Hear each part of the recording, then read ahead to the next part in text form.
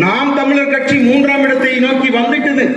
அடுத்த கட்ட பாய்ச்சலில் 2ஆம் இடத்தை நோக்கி நகர்ந்துவிடும். என்ன செய்யணும்? விவசாய சின்னத்தை கொடுங்க. ஊர் பெயர் தெரியாத ஒருத்தனுக்கு கொடு. சீமானுக்கு மைக் சின்னத்தை கொடு, ஒளிவாங்கி சின்னத்தை மங்களா போடு. இதுவா அரசியல்?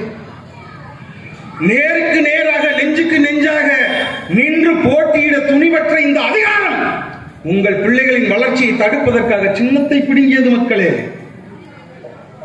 சின்னத்தை பிடுங்கியது. இப்படிப்பட்ட அரசியல் களமாக இந்த நிலத்தை மாற்றி நிறுத்தியது யார்?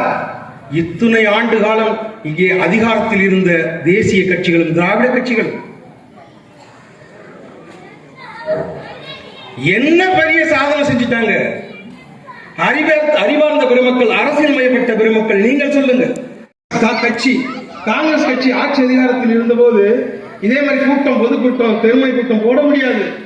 காங்கிரஸ் கட்சிக்காரன் வீட்டு கட்டி எடுத்து அடிப்பான், கள்ள கொண்டி அடிப்பான். அன்பார்ந்த பெருமக்களே, காலச்சக்கரம் சுழன்றது, அதே வரலாறு மீண்டும் தொடருது. அன்னைக்கு அடி வாங்கிய திமுக இன்று அதே திமுக மேலே வந்து நாம் தமிழர் கட்சியை அடிக்கிறது. உங்களிடம் சொல்கிறோம், காலச்சக்கரம் சுழலும், கீழே இருக்கிற நாங்கள் மேலே வருவோம். எங்களுக்கு தான் சொல்றானே நிறைய பேர் அறிவுறாங்க. இந்த நோட்டாவுக்கு போற புத்திசாலி யாராவது இருந்தா அறிவார்ந்த நோட்டாக்கு போடுற நோட்டா புத்திசாலிகளே, நீங்கள் இவன் வேண்டாம் அவன் வேண்டாம் என்று வெறுத்து நோட்டாவுக்கு வாக்கு செலுத்துகிறீர்கள். ஆனால் ஏதாவது ஒரு சர்டிபிகேட், ஒரு சான்றிதழ் வேண்டும் என்றால் நீங்கள் யாரை வெறுத்து நோட்டாவுக்கு செலுத்துகிறீர்களோ நோட்டாவிடம் சென்று கேட்க முடியாது. நீங்கள் வெறுத்தவன் அதிகாரத்தில் இருப்பான், அவனிடத்துல தான் போய் கேட்க முடியும். அப்படிப்பட்ட ஒரு தவறை தயவு செய்து செய்யாது. 1000 பேர் இருக்கோம், இந்த இனத்துக்காக பேசுற நாங்க இருக்கோம், எல்லாரும் இருக்கோம். வாக்க சரியான நபருக்கு செலுத்துங்க. அந்த அரசியலை நீங்கள் புரிஞ்சுக்கணும். முதல் எங்களுக்கு அறிவுரை சொல்லுவாங்கல்ல, நீங்க கூட்டணி வைக்கலக்கு எப்படி ஜெயிப்பீங்க, எப்படி கட்டுத்தொகை வாங்குவீங்க, நீங்க சாதி பாட்டு சீட்டு கொடுக்கலக்கு எப்படி ஜெயிப்பீங்க, நீங்க பணம் கொடுக்கலாம எப்படி ஜெயிப்பீங்க. அறிவார்ந்த பெருமக்களை வரலாறு இருக்குது தெரியுமா? எங்களுக்காக தான் எழுதி வச்சுட்டு போயிருக்கான். இந்த மண்ணில் இவன் இவப்படியாக ஆவான் என்று எவனாலையும் சோதனை சொல்ல முடியாது. நடந்த வரலாறு அவ்வளவு இருக்கு. முதலாம் உலகப்போர் நடந்து கொண்டிருந்த போது பெருமக்களே, ஹிட்லர் கடைக்கோடி ராணுவ வீரன், சைக்கிளிலே சென்று லெட்டர் கொடுக்கும் வீரன். உங்களால் நம்ப முடிகிறதா?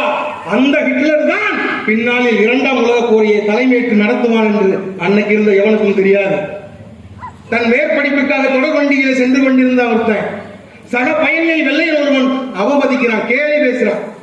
அதை தட்டி கேட்டதற்காக பூட்ஸ் காலால் வாயிலை உதைவிட்டு பற்களை இழந்தான் காந்தி. உங்களால் நம்ப முடிகிறதா பெருமக்களே? அதே காந்தி தான் பின்னாளில் இந்திய ஒன்றியத்திற்கு தேச பிதாவாக வருவான் என்று அன்னைக்கு இருந்த எவனுக்கும் தெரியாது. காந்தி கூடவே பயணித்தவர் தான் நேதாஜி சுபாஷ் சந்திர போஸ். அகிம்சையை பேராயுதம் அறவழியிலேயே போராட வேண்டும் என்று சொல்லிக் கொடுத்த காந்தி பின்னாடியே இருந்தவர் தான் சுபாஷ் சந்திர போஸ். உங்களால் நம்ப முடிகிறதா பெருமக்களே? அந்த சுபாஷ் சந்திர போஸ் தான் பின்னாளில் இந்திய ஒன்றியத்திற்கான ஐஎன்ஏவை நிறுவுவார் என்று அன்னைக்கு இருந்த எவனுக்கும் தெரியாது.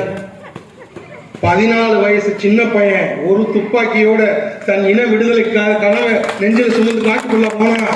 உங்களால் நம்ப முடியாத பெருமக்களே, அந்த சின்ன பையன் தான் பின்னாளில் உலக தமிழர்களுக்கு தேசிய தலைவனாக பிரபாகரனாக வருவான் என்று அன்னைக்கு இருந்த எவனுக்கும் தெரியாது. இன்னைக்கு கேள்வி பேசலாம், நாம் தமிழர் கட்சி டெபாசிட் வாங்கிருமா, நாம் தமிழர் கட்சி ஜெயிச்சிருமா? வரலாறு சொல்லுது, கீழே இருப்பவன் மேலே போவான், மேலே இருப்பவன் கீழே வருவான், காலச்சக்கரம் சுழன்று கொண்டே இருக்கும். அதுபோல ஒரு நாள் காலச்சக்கரம் சுழன்று கொண்டே இருக்கும் போது கீழே இருக்கிற நாம் தமிழர் கட்சி ஆட்சி அதிகாரத்தை அடையும். இது சத்தியம். நீங்கள் நம்புங்கள், நம்பாம போங்க, நீங்க விரும்புங்க, விரும்பாம போங்க. ஆனால் நாங்கள் உறுதியாக நம்புகிறோம், நாம் தமிழர் கட்சி ஒரு நாள் ஆட்சி அதிகாரத்தை பிடிக்கும். தமிழின பகைவர்கள் எவனோ அவனை பூரா திருப்பி தூக்கி போட்டு அடிக்கும். இது உறுதி. என் நிலத்தை, என் மண்ணை, ஒரு பிடி மண்ணை நான் அந்நியனுக்கு கொடுக்க மாட்டேன் என்று போர் புரிஞ்சு 1000 பேர் இருக்கான். வரலாற்றில் தெரிஞ்சவன் நிறைய பேர் இருக்கான், வரலாற்றில் தெரியாம சத்தவன் நிறைய பேர் இருக்கான். ஆனால் அந்த வரலாறெல்லாம் நாம் படிக்காமல் இந்த திராவிட மாடல் அரசு வரலாறையே பேசி தமிழ்நாடு என்றாலே அண்ணாதுரை, பெரியார், கருணாநிதிக்கு பிறந்தான் என்று பேசி பேசியே அழிந்து போனோம். முதல் சுதந்திர போராட்ட வீரன் பூலித்தேவன் எங்கே கோட்டை கட்டி இருக்கிறார்? இங்கிருந்து படையை நடத்துறா என்று பீரங்கிகளை கொண்டு பிரிட்டிஷ்காரன் படையை நடத்தி கிளம்பினான் பெருமக்களே. சாதாரணமா இட போட்டான்.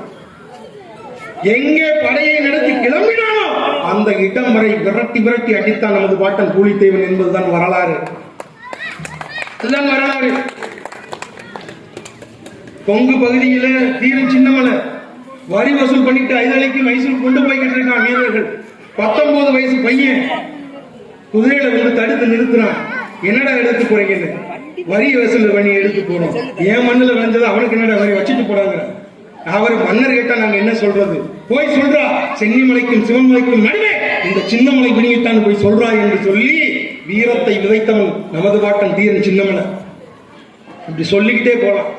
அழகுமுத்துக்கும் பெரும்பிடுகு முத்தரையர், சுந்தரலிங்கனார், வெண்ணிக்காலாடி, சின்ன காலாடி, வரலாற்றில் தெரிஞ்சவன் கோடி பேர், தெரியாதவன் பல கோடி பேர்.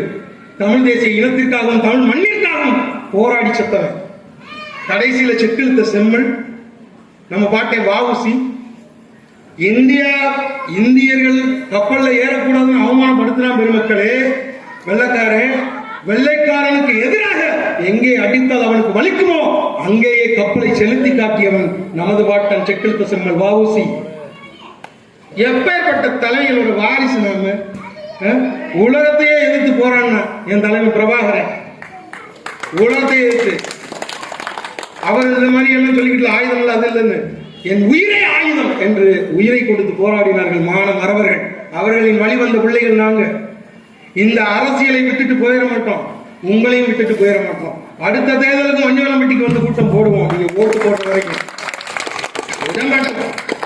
விட மாட்டோம். என்னைக்காவது கரையணும்ல. கரைப்போர் கரைத்தால் கல்லும் கரையுங்கிறாங்கல்ல, எங்களுக்கு தான் சொல்லி வச்சிருக்கேன். உங்களை கரைச்சுக்கிட்டே இருப்போம், நீங்க அரசியலை புகுத்திக்கிட்டே இருப்போம், சொல்லிக்கிட்டே இருப்போம். நாங்களும் நீங்களும் வெல்லும் வரை. நாங்கள் வென்றால் நீங்கள் வென்றீர்கள், நாங்கள் தோற்றால் நீங்களும் தோற்றீர்கள் என்பதுதான் பொருள். காரணம், உங்களை நேசித்து நிற்கிற பிள்ளைகளை நீங்கள் தொடர்ச்சியாக புறக்கணிக்கிறீர்கள் என்றால் நீங்கள் தான் வீழ்ப்படைய வேண்டும். ஆண்டாட்சியில 50 ஆண்டு காலம் தமிழ்நாட்டை தூக்கி கொடுத்துட்டீங்க, பாராளுமன்ற தொகுதியை தூக்கி கொடுத்துட்டீங்க. போதும், இன்னும் எத்தனை ஆண்டுகளுக்கு கருணாநிதி ஜெயலலிதா அவங்க பின்னாடியே போறீங்க. உங்கள் பிள்ளைகள் சீமான் அவங்க பின்னாடி வாங்க, என்ன கட்ட போகுது? அப்படிதான் நினைச்சாங்க அண்ணையும். வரலாற்று சினிமா எடுக்க போனவன் தானே இந்த சீமான். உங்களுக்கு தெரியுமா, 2009 இனப்படுகொலை நடந்ததுக்கு பிறகாக சினிமாக்காரன் சீமான் உலகத்தமிழர்கள் அரசியல் தலைவனாக உருவெடுப்பான். அன்னைக்கு இருந்த எவனுக்குமே தெரியாது. அதே சீமான் முதலமைச்சரும் ஆவார். இது சத்தியம். உங்கள் பிள்ளைகள் நாங்கள் உறுதியோடு நெஞ்சுறுதியோடு வாக்கு கேட்கிற தகுதியோடு உங்களிடம் வந்து நிற்கிறோம். என் தம்பி சொன்னா பாருங்க, முத்துராமலிங்கத்தவர் சொன்னார் பாருங்க, தேர்தலுக்கு வாக்குக்கு பணம் கொடுப்பவன் பாவி, அந்த வாக்குக்கு பணத்தை வாங்கி கொண்டு வாக்கு செலுத்துபவன் தேச துரோகி. அந்த ஒரு தேச துரோகத்தை நம் மக்கள் தொடர்ச்சியாக செய்கிறார்கள் என்றால் அதை தடுத்து நிறுத்த வேண்டிய கடமை இந்த மண்ணின் பிள்ளைகள் எங்களுக்கு தான் இருக்கு. ஆகவே உங்களிடத்துல அரசியல் பேசி விழிப்படைவதற்காக இந்த மண்ணில வந்து நிற்கிறோம். நாங்கள் ஒளி வாங்கினதும் பதட்டப்பட்டாதீங்க. என்னடா ஏதோ ஒரு சின்னத்தை சொல்றானேன்னு. தமிழ்ல மைக்குக்கு ஒளி வாங்கின்னு பேரு. இந்த ஒளி வாங்கிக்கு தான் நீங்கள் வாக்குகளை தரணும். அறிவார்ந்த பெருமக்களே, உங்கள் பிள்ளைகள் உங்களிடத்துல சொல்வது ஒன்றுதான். இந்த மண்ணில் தொடர்ச்சியாக துயர துன்பங்களை தூக்கி சுமக்கிறோம். எல்லா பேரும் போராட வீதிக்கு வந்துட்டான்.